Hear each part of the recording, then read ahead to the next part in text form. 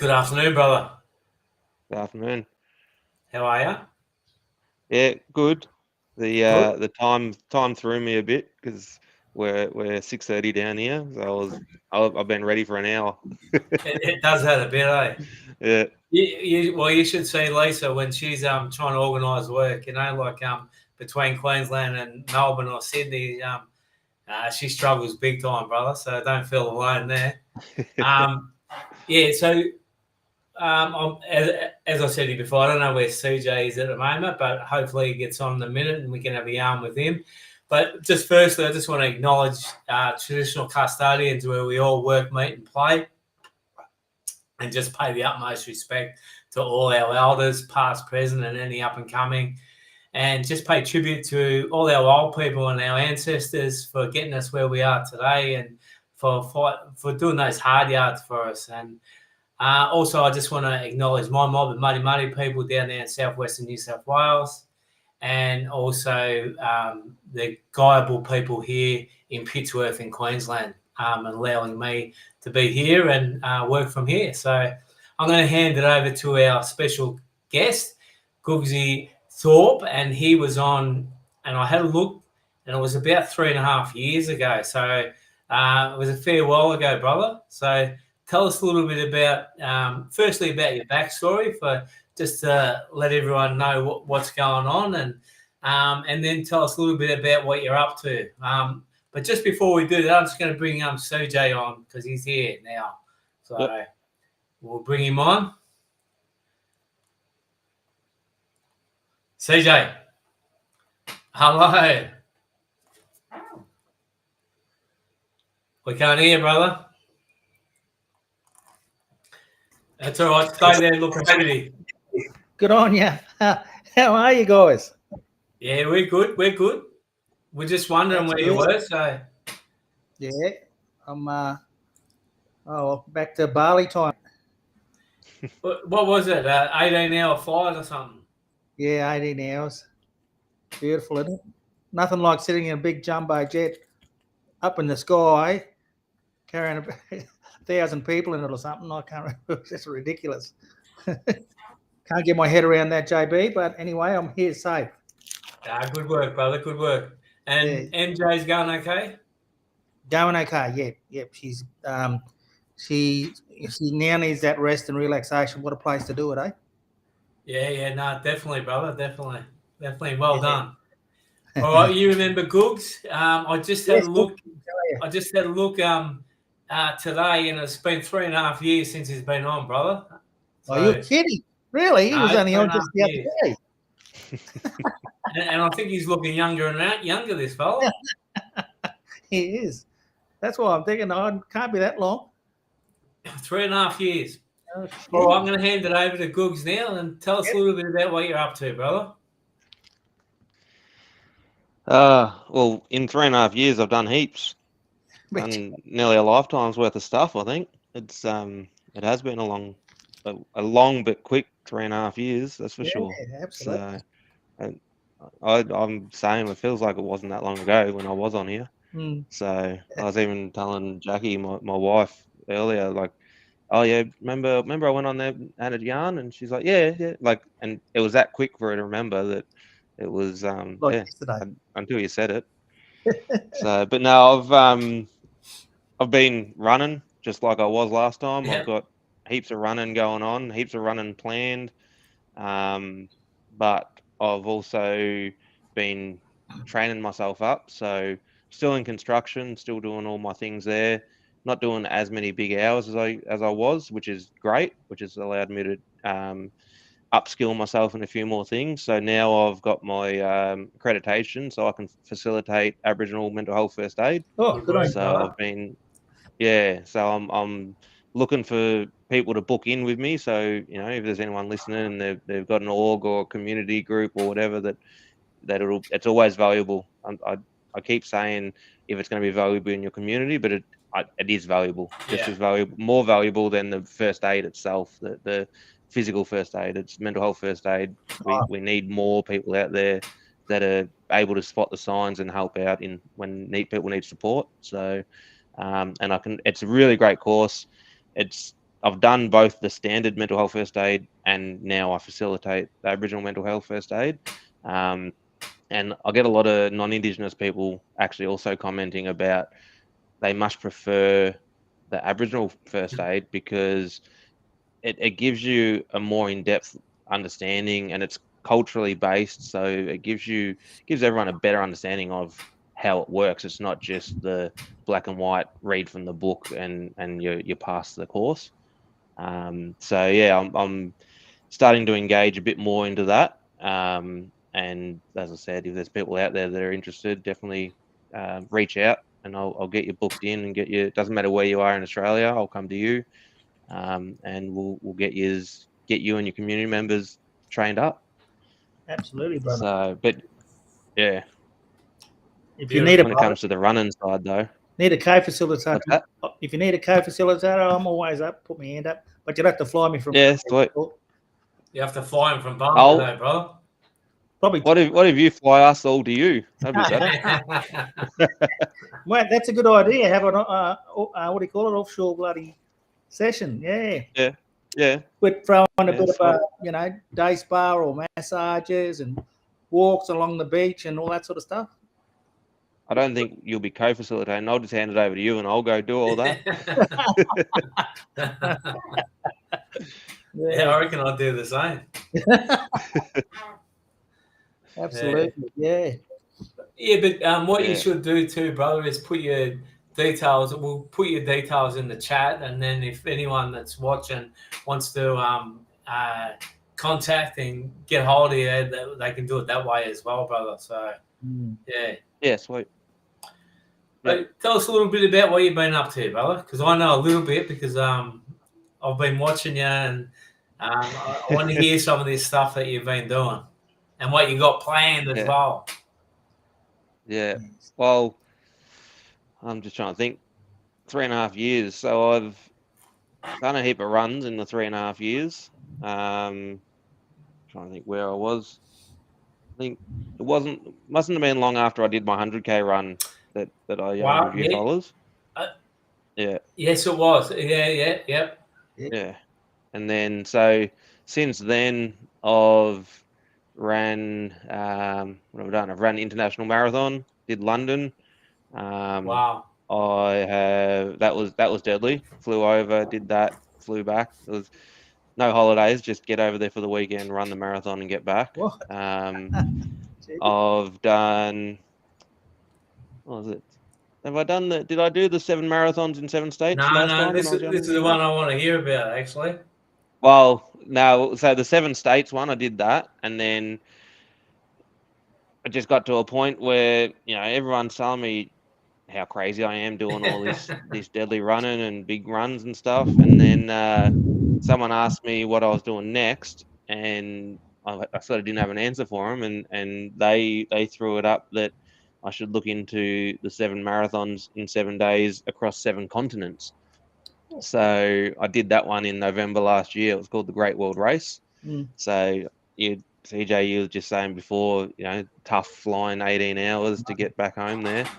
I was on a plane for, I think it was like 51 hours in a week. Oh shit! So yeah, it was. We started off in Antarctica, and I didn't mean to, but I'm actually wearing my Antarctica top here. And then went into Cape Town. So I ran a marathon in Antarctica, jumped on a plane, ran a marathon in Cape Town, South Africa, jumped on a plane, ended up in Perth, ran the marathon, jumped on a plane, went to Istanbul, and this is where we not cheated, but we dodged a bit of time frame there, where I didn't know until I got into this event that Istanbul is an intercontinental city. So it's basically like if you were to cross the Murray from Victoria into New South Wales, but you cross the river there. I can't remember what it's called, but you go from Europe to Asia. So we ran a marathon on either side of the river. Jumped on the plane, went into Colombia, in Cartagena in Colombia, which is South America, and that was by far the toughest one. Bit of fatigue because it was number 6, but it the weather we had there, it was 32 degrees, 95% humidity. Yeah. It made Cairns hot weather feel like a winter's day. Like it was hot. And then just jumped across the water into North America and finished up number 7 in Miami. Yeah. So Wow. it was Yeah. an amazing experience. There were 60 other crazy people like me. But yeah, just made friends and family for life with that one. Now, Wow. now, Googsy, with that, you were running some extraordinary times too, weren't you? Sorry, Yeah. like you were seriously running some great times. Yeah. Oh, I was stupid enough to PB on the 4th one, Yep. which I definitely shouldn't have done because I still had 3 more to go. But I was up until 5 marathons in, I was averaging 3:15 per Yeah. marathon, Yeah. 3 hours 15 minutes. Yeah. But then the heat, everyone blew up in the heat. So I ended up getting a 5 hour.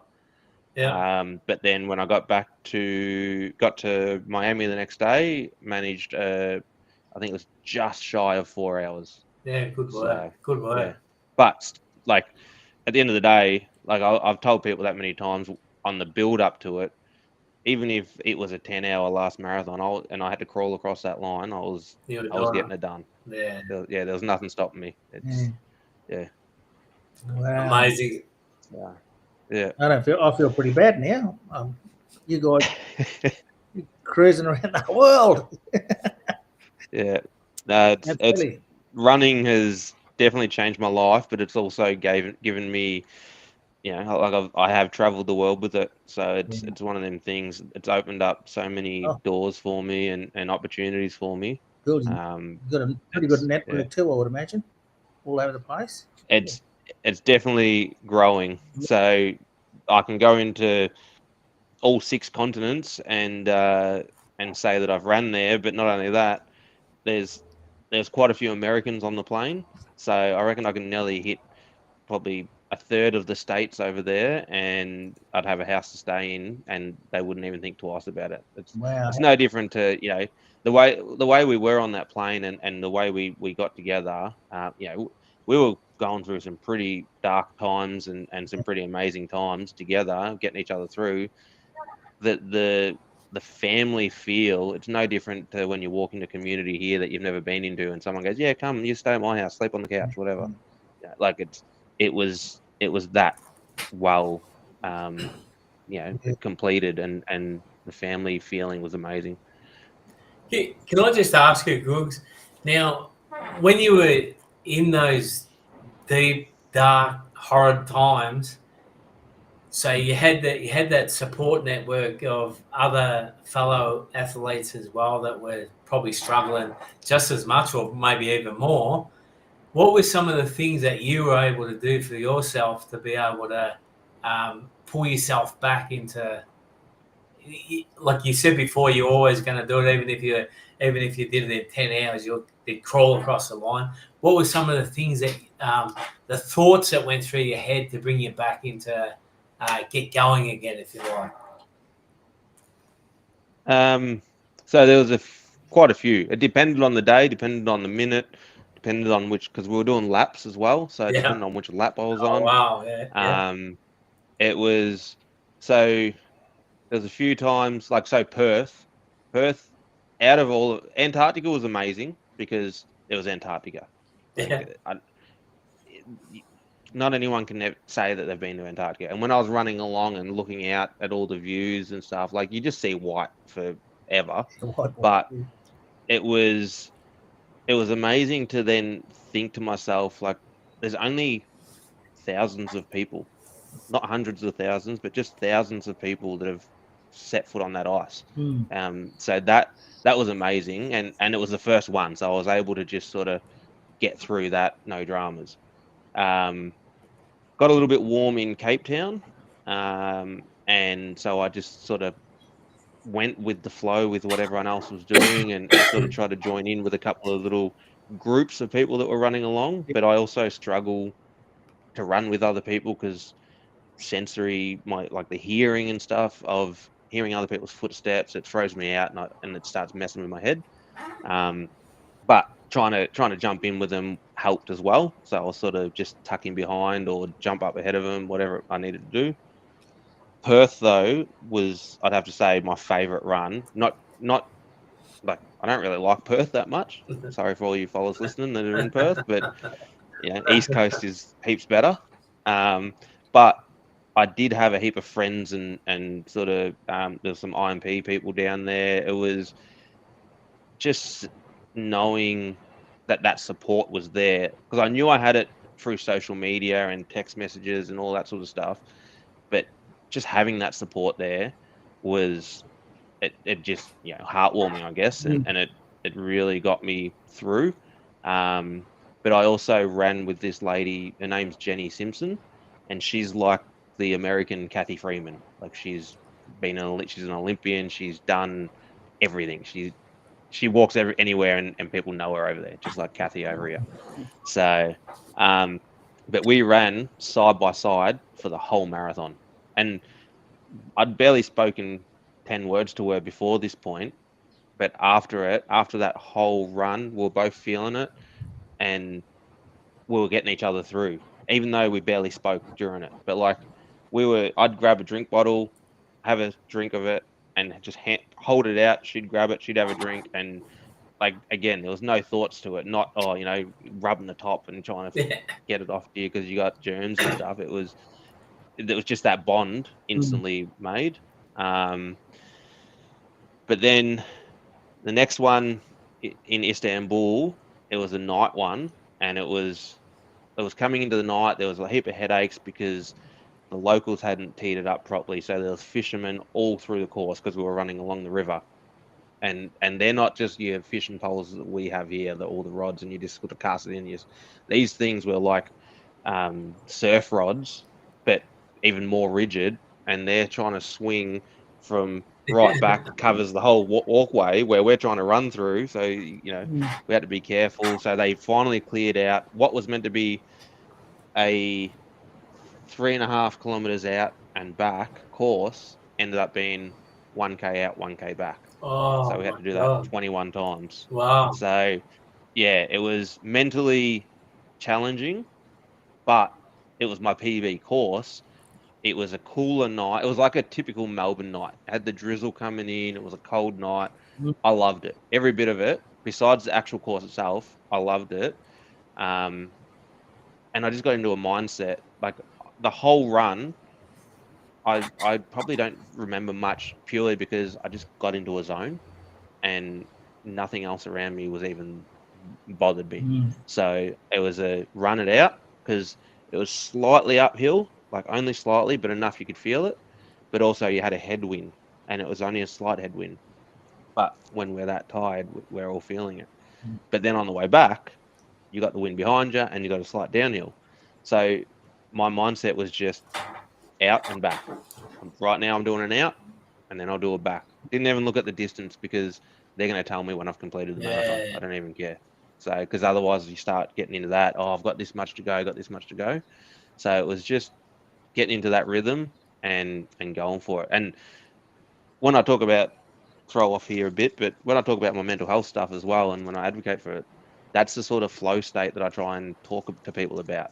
When you're in that scenario, whether it's doing your veggie patch or going for a walk or just having a cup of tea at the table, and you're just in a mode where the time flies and you're not worrying about anything. That's that mode I got into, and so that was where it helped me, and I PB'd it without trying. Yeah, wow. So, so I loved that one, but then from there the demons started to kick in. So marathon 5, I started getting some blisters, which didn't affect me until about 36 Ks, and the blister on the bottom of my foot, it popped.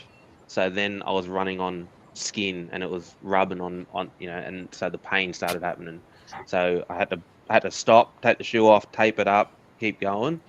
But then by the end of that one, I lost my first toenail. Yeah. And then I was in the air flying to Colombia, and I had the doctor that was on there, and he's helping me. We actually used surgical glue to try and sort out some of the nails and stuff. But once we hit that heat in Colombia, that's where the real demons started to kick in, and like the body was starting to give up because I was overheating. My heart rate was just, every time I ran, it'd spike, and it was just like, it got to a point where I had to walk a couple of areas just to try and settle the body a bit. And at that point, so Jackie and my wife and the kids, they were up, and everyone was up following me. I don't think anyone slept that week. Like, I think I got the most sleep out of anyone, and I was the one doing the running. So I gave them a couple of phone calls, and the whole time I was trying to do GoPro footage as well, because I wanted to show how good the experience was, but I also wanted to capture all the raw moments and all the, like, not just the good, but the really tough, knowing it was going to come. So it was at that one where I'm like talking into it, going, this is just ridiculous. My toes are starting to hurt, so it's getting harder to run. I pulled into one, and again, back to my sensory issues. I hate creams and I hate all that kind of stuff on my body. And I get to one of them, and I'm just standing there having a drink and eating some ice, and the one of the doctors comes up to me and he tries to spray sunscreen on me. I'm like, no, go away. I don't need that. I don't need sunscreen. I don't do sunscreen. I don't need it. And I ran off, and I did another lap, and I come back, and he tried to sneak up behind me and spray it on me. And I nearly knocked the can out of his hand, because I'm already irritated. I'd rather get sunburnt than deal with that right now. But mind you, this doctor was Irish as well, so he was burning. So he thought that I'd be burning, and I was fine. Anyway, got to I think it was about 23, 24 Ks, and my toes were killing me. The blisters underneath my toenails, and I was trying to lose toenails and stuff. And so what I had to do is I grabbed some scissors and I cut the toe box out of my so I'll show you here with a pair of shoes. I cut around here so that it was loose when my foot was going like this. Where are we, camera wise? My foot's going like this, but it was hitting the top of the shoe. So I cut the top out so that my feet had a bit of relax. Did another lap and went, yeah, it feels better. Still not great. So I just went, stuff it, and I ripped the shoes off and just threw them in the garden. And I was going to pull the socks off, but when I put my foot on the concrete and felt how hot it was, I'm like, I'll leave the socks on this. So, and I ended up running something like 17 Ks in my socks. So wow. For the 6th marathon, and so I'm on a plane with 60 other people that are crazy enough to take on this adventure, and they're all looking at me going, geez, you're the crazy one. We're all crazy, but you're the crazy one, because I was removing toenails. I was running barefoot, like in socks. I was, it was tough. It was a really tough marathon. I put a post up on my Instagram the other week, because it only just happened again, but I was laying back in the bus, arm over my head, just feeling like I was dead. It took every effort. And to know that I still had another marathon the next day, I wasn't sure what I was going to do. But then got into Miami, still warm, but not as warm. And started running. I teamed up with a couple of people, but they were really struggling from the day before. So I sort of just did my own thing, and I'm running along. And then for must have been about 20 Ks, I reckon, I was on the phone. I had my headphones going, and I was on the phone to my wife, and she woke the kids up when I got close to the finish line.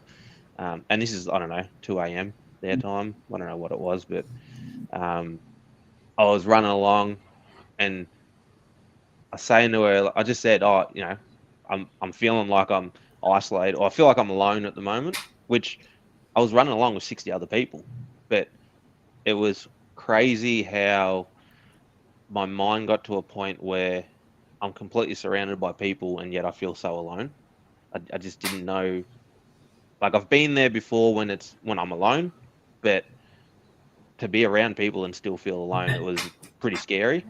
So that's why I gave her a call, and then she's watching the live stream, and she got to a point where like I'm telling her how I'm feeling, and I'm starting to cry, and then she said something like, "You're doing really good, babe," and I just busted out crying again, and I was like, and then she tried to say something else. I'm just stop talking. I don't need you to talk because you're making me emotional. I just need you to be there, and like I can hear that you're there. That's all I need right now.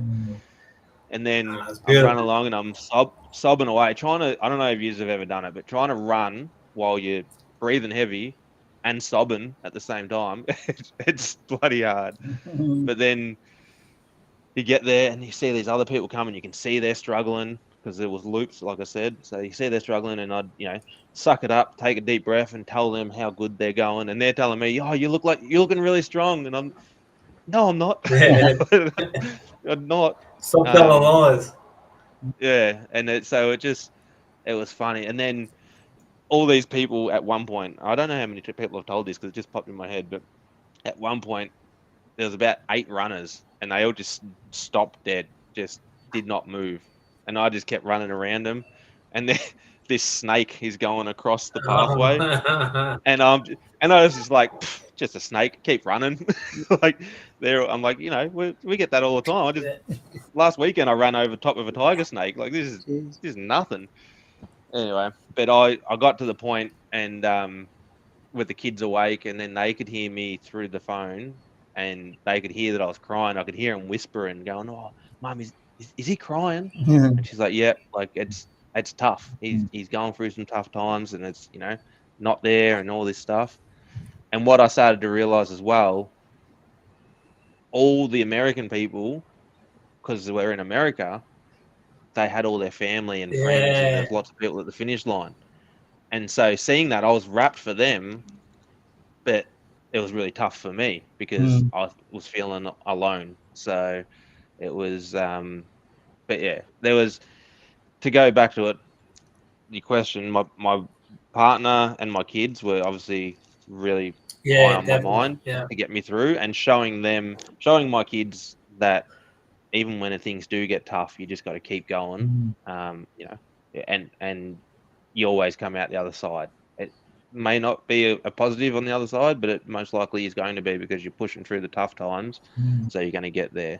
But then at the same time, I was still promoting, and I was teaming up with the Black Dog Institute to try and raise money and awareness for them as well. So giving out more of that awareness, and showing that, you know, there are the tough times. We don't want to give up. We don't want to lead to suicide just because we're in a tough time, or there's always someone there that can help you or reach out to and lean on to.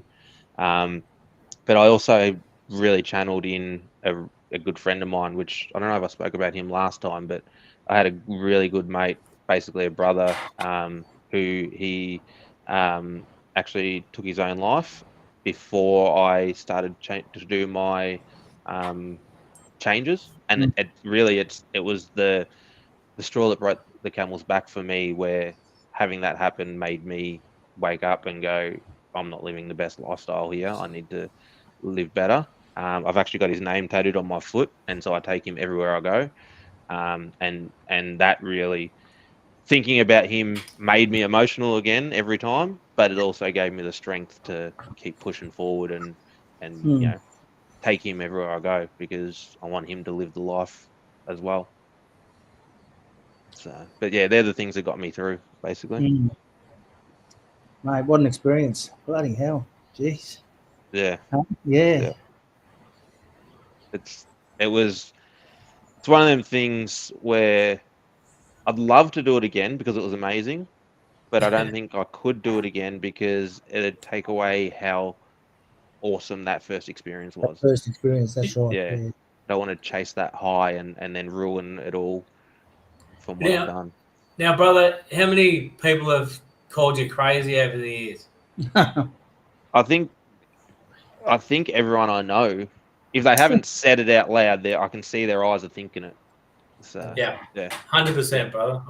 yeah, I love it. I just think it's just amazing what you've been able to achieve, and I couldn't wait to get you back on, to be honest, and hear about because I followed you during those the 7 marathons in 7 days, and just thought how bloody awesome, brother. So how deadly what you've been able to achieve, and it's just just amazing, just Yeah. absolutely amazing. So well done. Well done. Yeah. Yeah, that's right. it's a real good, in my opinion, it's a very good way. Not that I'm really struggling at the moment. Well, not at the moment. I've always struggled to take compliments and sort of Yep. talk about myself in a positive way. But I'm really trying to change that way. And so I feel like what I'm doing at the moment, and do it by doing that, I'm hoping to inspire people. And previously I would have said that I'm not an inspirational person. I'm just doing what I do. But I want to be able to inspire people, because I came from a rough childhood, growing up trying to find feed here and there, jump couch surfing on family and houses, all that sort of stuff. Like most fellas have. It's what we sort of see is normal, but we can change them. To I'm just I also call myself just a construction worker, but I've been doing construction for that long that I'm actually developing myself high up in the industry. I'm known in the industry, but so I'm not just a construction worker anymore. But point of what I'm saying is, I've always started down here and I've built my way up. I didn't do it through getting favors off people or anything like that. I've put in the hard work, I've put in the training, and I've got to where I am. So what I'm trying to say is, I want other people to be inspired and see that, like, I haven't come from money. I haven't come from this privileged background, and that's why I can travel the world. I've fought Yeah. for it because that's what I wanted, and anyone can do it. If I can do it, anyone can do it. I know that 100%. So Yeah. Well done. Well done. that's pretty a key message that I really want to get out to people out in the world. So yeah, we often talk about it, Joby and I, about it's not luck. It's not luck at all. nah, We work hard to do what we be where we are and to do Yeah. what we can. And it's a matter of just making that first step and just continuing on. But that's all it is. And it's I learned that from Uncle Albie. I guess that's what he said. Yeah. It starts with a step and keep going. Yeah. Keep moving. Yeah. Yeah. But I tell like my kids all the time, there's no such thing as luck. no such thing as luck. Yeah, no. You No. put yourself in the right situation. You've got to make a decision first. Yeah. And you've got to do it. You've got to commit to it. You know what I mean? Yeah. It's all about choice, eh? Yeah, It's all that's about right. choice. Yeah. Yeah. It definitely is. And yeah, well, I don't think I'd be running marathons in different countries. I'm flat out running a marathon at the moment myself. So I don't know whether that's the thing for me, but there are challenges. We all have, we all got these ideas and we want to do them, but sometimes some folk just don't do it. They don't even start to do it. You know what I mean? It's got to give it a go. If it's going to work, it's going to work. If it's going to be a yes or a no, it can only be, a no if we don't try it at least. Yeah, give it a go. Yeah. First step is always the hardest. Yeah, that's right. It is the first step. Turning up's the hardest. Turning up to do it. Yeah. I just wanted to touch on a couple of things there too, Googs. Like, firstly,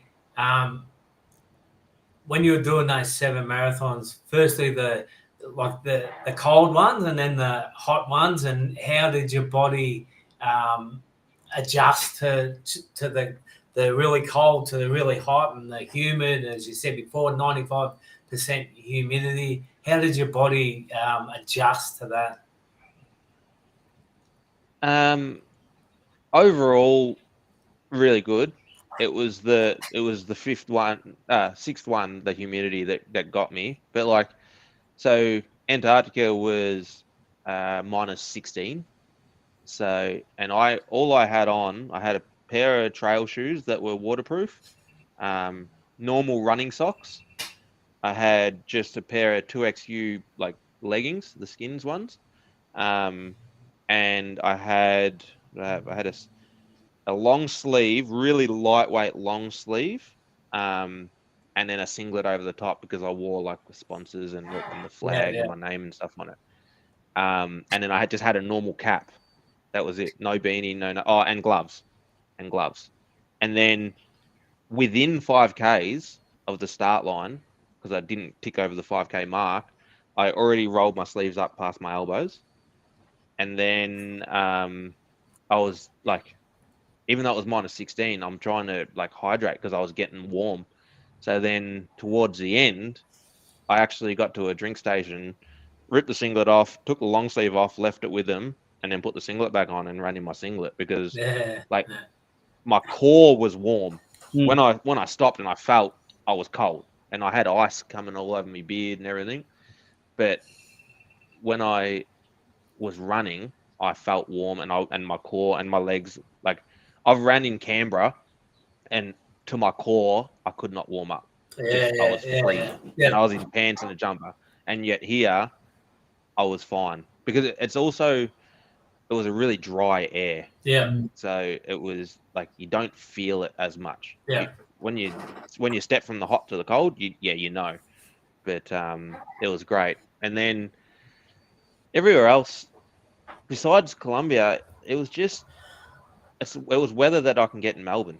Like South Africa, Cape Town, that was just a 27-degree day. You know, Istanbul was a cold day, then a 20-degree day. It was just Miami was not. Miami was closer to Cairns weather. Yeah. Okay. Probably a bit less. Yeah. But Colombia, that was. I'm not keen to go back to Colombia and do a marathon anytime soon. So, and like I had my vest on, and I was filling it with ice, and it was still too hot. Yeah. Wow. Yeah. If I do one there again ever, I'd be wanting to do it at night. Yeah. So. Yeah. I don't know how cooler it gets at night either, mate. You know.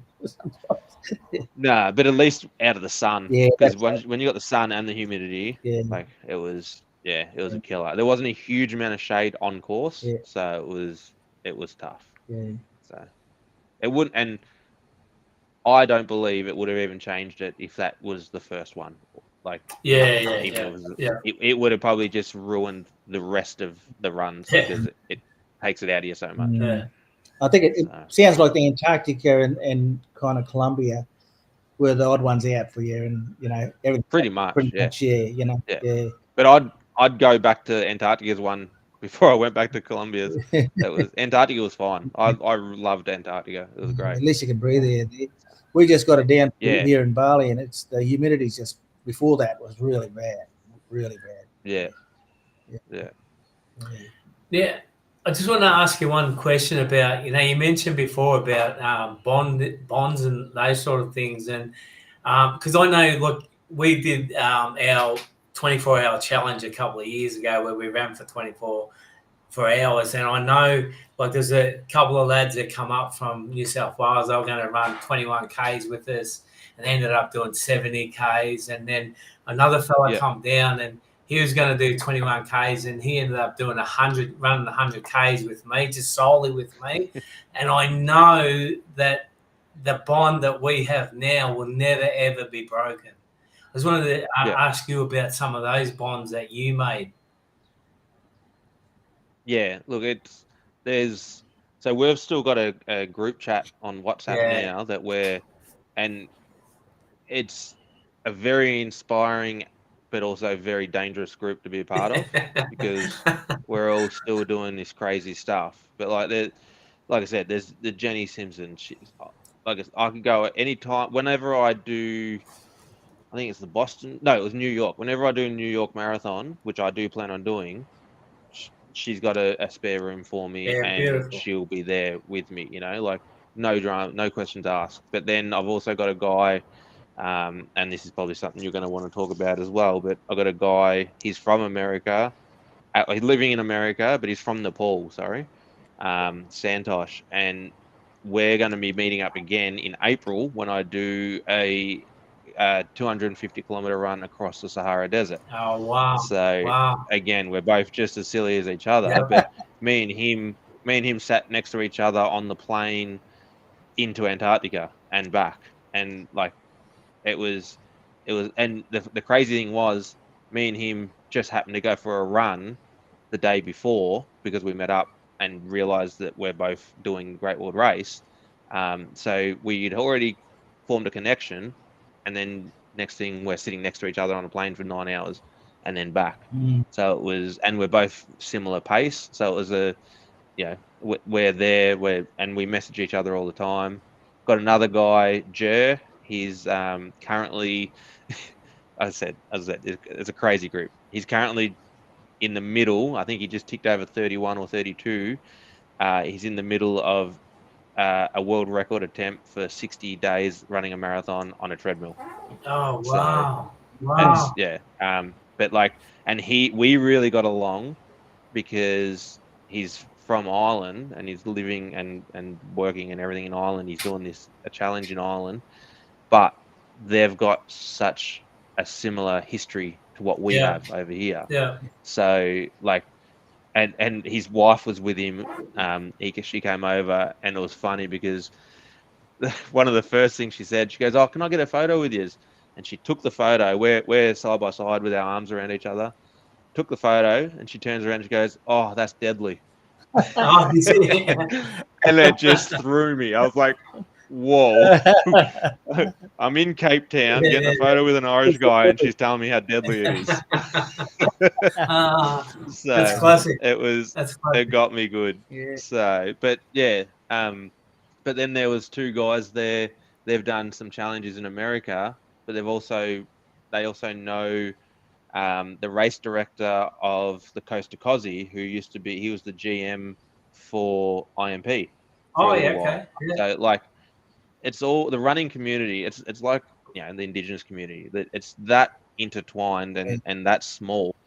Everyone knows everyone, and if you don't know them directly, you know someone. Right. So, isn't that but we're isn't that a good thing? we talk to each other all the time. It's really nice to be able to do that, eh? And I don't know whether Yes. It's kind of weird. It's kind of it's our thing kind of thing. You know what I mean? It's really interesting that we can bump into someone and they know someone, and all of a sudden the connection happens. Which provides all that confidence and trust and all that sort of stuff. If we put that connection, so it's bloody interesting. Yeah. It's a funny example. So Sydney Marathon this year, it was their first year as a world major. So I went up there, got an entry, went up, ended up, because of people I know, I ended up getting into the VIP area. And so I was with a friend up there, and we met up so that we could go to the expo to pick up our bibs and stuff. Yeah.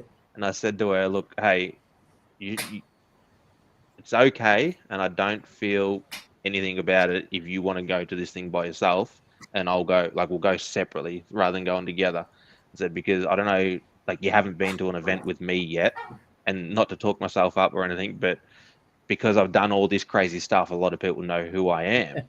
And she's like, no, it'll be all right. It'll be all right.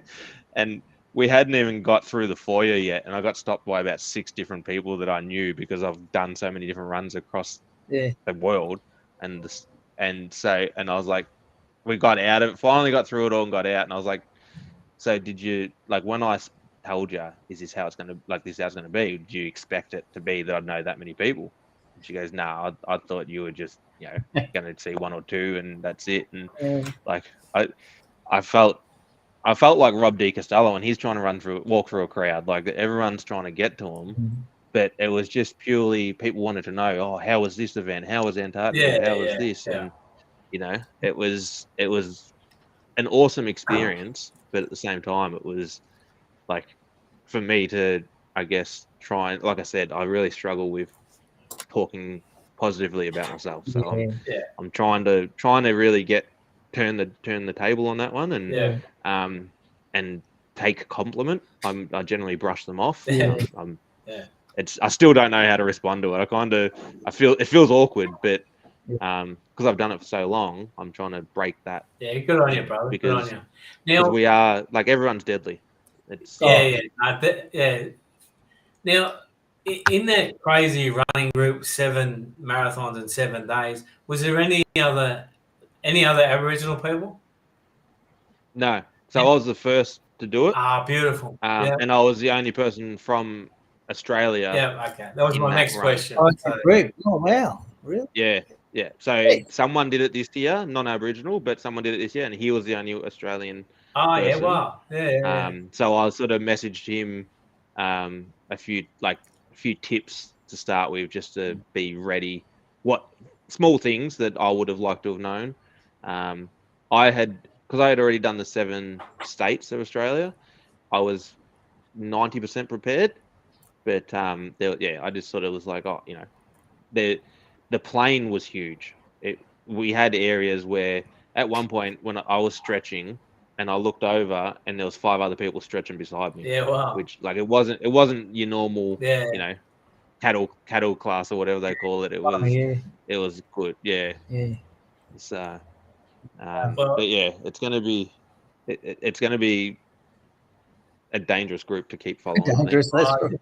I think it's amazing, brother. So I reckon good on you. And Yeah. congratulations for being not only the first Australian person, but the first Aboriginal person to do that. So well done, brother. Yeah. Yeah, A fantastic achievement. So, yeah. imagine that, and who was talking about that? Someone was, I don't know, might have been you, mate. I'm just listening and thinking, wow, I've done that, Yeah. I've done that one, Yeah. and I've done this one, Yeah. and wow, creating some history. Wow, how good's that? Yeah. I'm really trying to, like I said, inspire other people that you can do anything. Yeah. As long as you want to do it, you can do it. It's brought up. There's this. Everyone always says when you're a kid, you can do anything you want to be. You can be anyone. You can do whatever you want to do. But I feel like there's a little one-liner or a clause at the end of that they should be continuing on with. It's if you want to be. Because there's so many things that I've tried in my life. Like I loved footy growing up. Absolutely loved it. Did all the training, did all the TAC training, played representative. And not that I was necessarily good enough to get into AFL, but I did a camp one year. It was a week in the life of the AFL player. It was centered around with Bombers and Richmond for all Indigenous round, and we ended up playing on the G for the Indigenous round. Yeah. And it was a great experience, and I walked away from it saying that even if they handed me a contract and said, we want you to play starting tomorrow, I would have gone, nah, not interested. After doing what they do and doing that lifestyle, I was like, that's not my life. Whether I was good enough or not, regardless, it wasn't my life. And from that day, I didn't want to do AFL. I didn't want to do footy. And it's just because that's what I didn't want to do. Whereas running is what I want to do. Construction, it's what I wanted to do. And I've developed my way all the way through because it's what I actually want to do. Yeah, brilliant. So, and that's why I've been able to do it. So when we tell the kids, just because they are trying something doesn't mean they're going to be the best at it. No. But as long as they set their mind to it, they will be able to get anywhere and do anything, and they'll love it. Yeah, beautiful. Yeah. Well, I can honestly say, brother, you're truly an inspiration. I mean, what you've just been telling us, I mean, just amazing stuff. And I know you got more to come as well. So,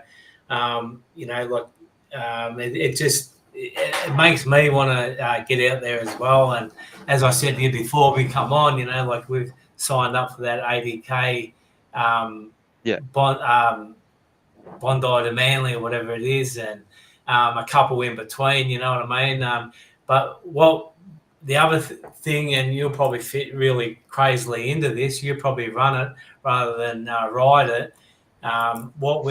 What I'm hoping to do, which I'm going to do, is Uncle Albie Clark, before he passed, we had a yarn about some of the amazing stuff that he'd done, and we were down there with him, and he said to me, he told the story about when he went to Darwin. He'd already done all this other crazy shit as well, but he went to Darwin and he was going to ride his bike from Darwin to Adelaide, so 3,300 Ks, I think it is. So, but he never got to do it. So I said to him, "Oh, we'll do it for you, Unc."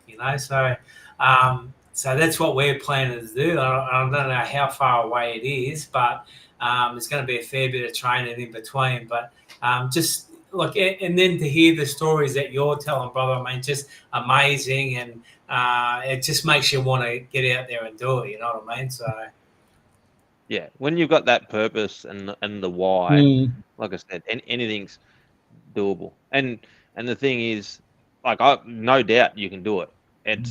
It's going to be, and if you're going to have flat tires getting through it, then you're going to have flat tires, but you're going to get it done because you want to do it. yeah, And that's the whole thing. That's right. Once, and as long as you've got the right purpose and the right why, then when the dark times come, because they always come, yeah. you're going to get through it out the other side. And then once it's all done, it's like right now, all the pain and all the issues that I had during that 7 marathons, they're gone. Yeah. It was funny. Like I said, I did the GoPro footage, and everyone's saying, "Oh, how good was Antarctica? Was it hard? Was it this? Was it that?" And I'm like, "Oh, no, it was actually amazing. Like the snow was good. There was a couple of little spots where it was tough, and this and that." And then when I was watching back and editing some of my footage, I'm actually talking into the camera, going, "It's actually really hard. It's a lot harder than I expected." And I was like, I don't remember that. Like, but I think I've seen some of that footage too, brother. So yeah. I've put it all up on. Actually got a YouTube channel now, so I've all the stuff that I edited and put together. I broke it up into marathons, so they go for about 15 or 20 minutes each, I think. But yeah, it gives a really good insight, and like I said, it's some of the footage where I'm just like, I don't remember saying that. Like now that I heard that, I do remember that was a bit of a tough spot. But right now, like you asked me about it now, like I said, how good it was. Amazing. Yeah. No, it's good. No, excellent, brother. Excellent. Yeah. I mean, you go ahead, Jack. I was just going to ask Cooks too. So what's to come? What do you got lined up, crazy man? So next year is pretty full on. I've got a training run, which is a 56K ultra trail, which is only a training run in January. It's called 2 Bays. But that's my training run. I'm going to run that with my pack. It's in the car. It would have been good to show you, but run that with my pack because in April, I've got the 250 kilometers across the Sahara Desert. So not only is it it's not only a big run, but when I signed up for it, it was because I was looking for that next big challenge. But I was like, yeah, sweet, running across the desert. I've run across the snow. Why can't I run across the desert? But then I signed up for it, paid for it, got sent some more info about it, which I could have looked up anyway. And I wish I looked it up because it's fully self-sufficient. So I've got to carry all my food, all my clothes, my bed, my everything. Anything I need, I've got to carry it. The only thing they supply is what's called a bivouac, which is basically like a little humpy. It's a sheet with some poles that hold it up, which is an eight person tent. And they supply you with 5 liters of water.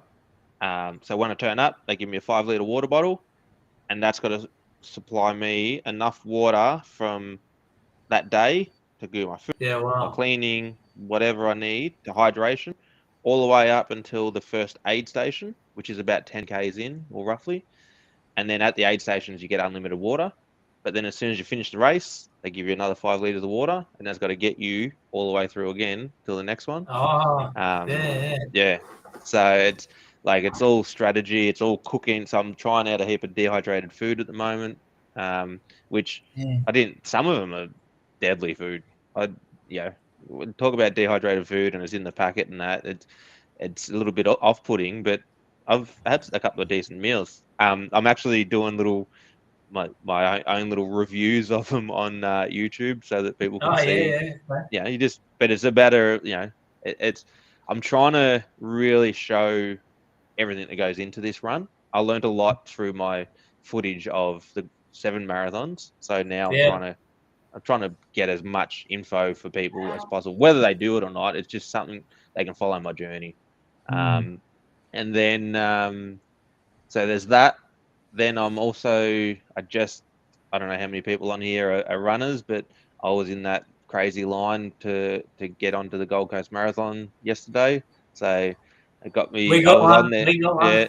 there you go. So I was on there for just under an hour. It almost tipped over an hour, but I signed up to the marathon. But me being me, that's on the Sunday. But on the Saturday they do the half marathon, and they've got this 63.3 medal now. So I was like, well, I want that too. But Black Friday sales happened a couple of days before, and I signed my partner up for the 5K, and I was like, well, it's only 5K, I'll sign up to it too. You got to do that as well. And so because I signed up for the full and the half and the 5K, I figured, why not sign up for the 10K? Let's just do them all. So I'm doing all that. All I can say, brother, is legend. Legend. That's, you know how you asked me about people saying crazy before? That's not the messages I've been receiving. So Yeah, that's beautiful. but then in August I'm doing the Sydney. I haven't decided yet if I do the Sydney Marathon or the Sydney Half, because I'm training up for another event which I'm not talking about yet. So, but there is a pretty awesome event coming towards the end of the year. So yeah, all right, beautiful. I'm gonna talk about that after my desert run, because I don't want to do too many big things at the same time. Well, maybe we can get you back on after your desert run, so you can talk about the one later on in the year. Yeah, sounds good. We'd love to have you back on, brother. Give you some feedback on how hard the desert run was, and I'll tell you how deadly it was, though. Yeah. No, absolutely fantastic. You have squeezed in a little bit of stuff in the last 3 years, mate. So just a little bit, yeah. A little bit, mate. Yeah. Listen, when we did catch up that 3 years ago, and I recall now you were talking about in construction, you were working on a project of some sort, to be able to build, houses or dwellings, I guess, for people out a little bit out of town. Yeah. How's that going, mate? Look, well, that one sort of came to a bit of that plan I sort of slowed down on, because I was still working with John Holland, and I ended up at Pakenham train station, which is where I live in Pakenham. So, and it was our biggest train station that our alliance had taken on. So it was pretty awesome. I took on that whole station build by myself. There was 8 supervisors across the job, but everyone, and there's a couple of people now, I feel like they got a bit of PTSD from me, because I just took over that zone and just said, stay out of my way. If you don't, bad luck, you're not having it. And so people got caught up to the point where the next job now I'm on, and people are like, oh, can we have a discussion now? Because by the time we get to this point, you're not going to let us in, and you're not going to do this. So let's deal with it early. I'm like, yeah, well, this is what building's about. Let's plan it all. But if you come into me last minute, I've already planned stuff. Bad luck. Get out of the way. Anyway, so that took 2 years of my life to build that station, and I'm wrapped with it. Absolutely, it's award-winning station and everything.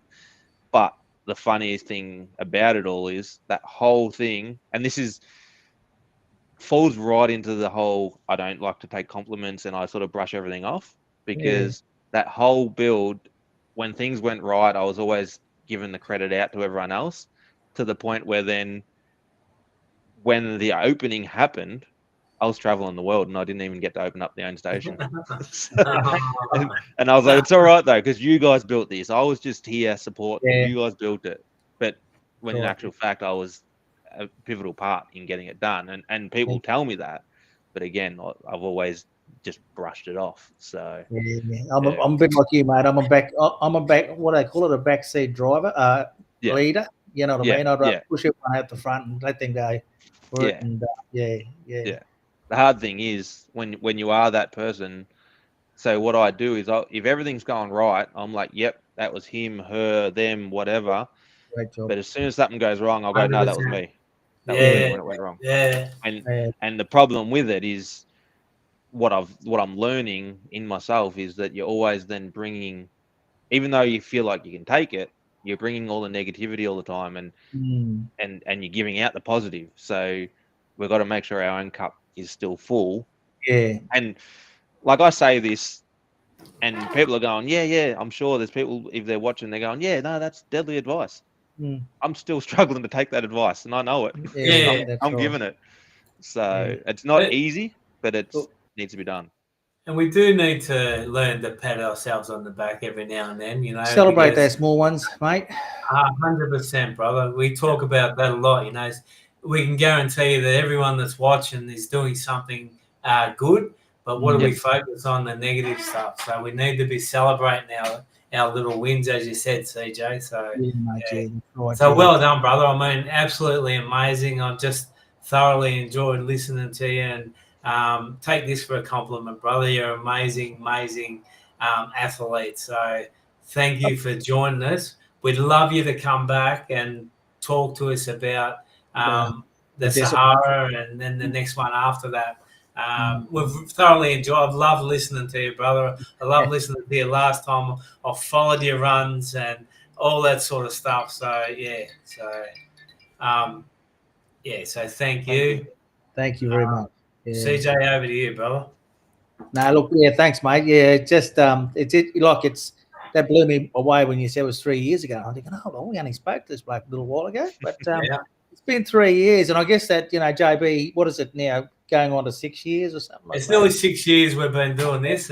It's something that started through COVID. So amazing. Anyway, what happened there? I don't know. Anyway, we must have done a lot, I guess. So in between, and no, great to have you on, mate. And look, it's we'll check in with you when you finish your desert run. That'll be interesting to quite the opposite of the Antarctic run, I reckon. But and I do want to thank you too, brother, because it was only today that I jumped on and I asked Googs if he'd come on and come back on and share it, and he was straight away said, yeah, no worries. He was even an hour early, brother.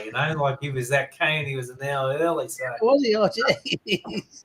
Yeah, so that's something else I want to thank you for too, brother. So well done. Absolutely, fantastic. We'll give you the last word, brother, and then we're off. Oh, put me on the spot now. No, I suppose I just want to go back to thanks for getting me on again. And I guess one of my big key messages that I really am trying to get across with this stuff is, there's two. Look after your mental health and look after the people around you. That's why I do all this advocacy, but also look after yourself. And with that, if you want to do something in life, do it. Don't let anyone say you can't, because if you said that fuels me. If you tell me I can't do something, that just fuels me to go and do it even harder and more. So don't let people say you can't do something, because if I can do everything I've just done in the last 3.5 years, then you can do it too. Because that's the thing. I only started running in COVID. So it's taken me 6 years. As long as your show's been on, it's taken me that long to get to where I am now. So if people start now, within probably even less time, because now you've got people like me and you followers that have all done this stuff, and we've got the advice and the experience to give to you. So if you want to do something, find the right people, surround yourself with them, and just go for it. Don't let anyone say you can't do it. Yeah, beautiful, brother. Beautiful words, and thank you. Thanks everyone for joining us. And we'll be back again next week. So over and out for now. Have a good rest of the week, everyone. See you later.